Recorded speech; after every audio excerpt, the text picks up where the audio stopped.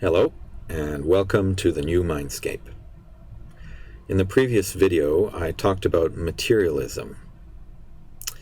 And in this video, I'm going to talk about the dualism that is inherent in the materialist operating system.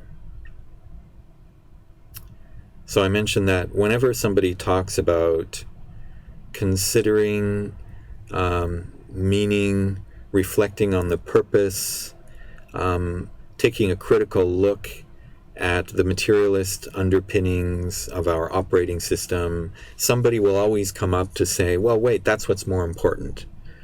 Our material development is really what's more important. That's the foundation of everything. So let's talk about the rest later. So this is an expression of dualism. And this is an important part of the materialist operating system. So what happens is, first, it makes a dichotomy between the spiritual and the material. So separate the spiritual and the material. So it makes that separation. And then it says that the material part is true and important, and the spiritual part is false or unimportant. And then it designs life so that all procedures are based on the material part. So material production, material measurement, material consumption, material wealth. And once all of these procedures are efficiently established, okay, then you can indulge in spiritual fantasies in your free time. But can the material and spiritual dimensions be separated in this way? I have a friend, and a long time ago, he once told me, well, look, I'll deal with material issues first and spiritual issues later. Well, since my friend liked cooking good food, I asked him, imagine that you want to host a great banquet for your family and friends in which everybody's going to enjoy delicious food and enjoy their company together and have a wonderful time. Which is the best way to prepare for the banquet? So let's think of two choices.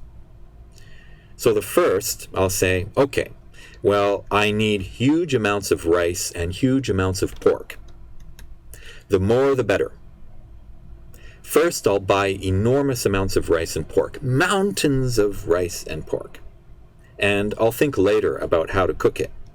My friends will be impressed by all the rice and pork. And I'll make sure that there's more rice and pork at my meal than any other meal that they've been to.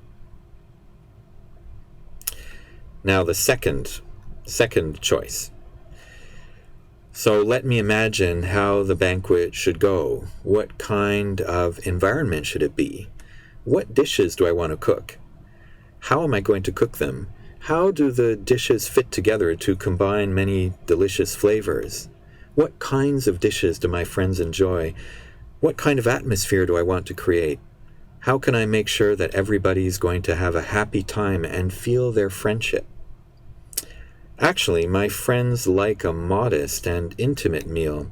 So let me see. These are the things that I'm going to buy at the supermarket. So in the second case, I first imagine the ideal scenario. And many of the things that I thought about, that I imagined, these qualities such as a harmonious combination of different dishes, the harmonious combination, friendship, happiness, modest and intimate. These things are not material. In a pure sense, they're spiritual qualities.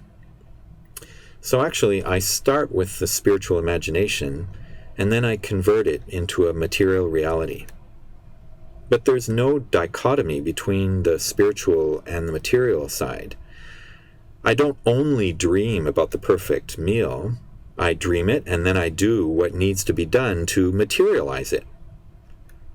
I need material ingredients, and I need money to buy them. But the ingredients and the money aren't the goal of the banquet. But in the first case, what I do is I first accumulate the material goods, And then, and only then, only later, will I think about how to use them. But all the rice and pork in the world won't make a good banquet. Our operating system focuses on productivity, GDP growth, rankings, and so on. Doesn't it treat all of us like rice and pork in case number 1? So how could we treat our lives like in case number 2? How could we treat our society like in case number 2?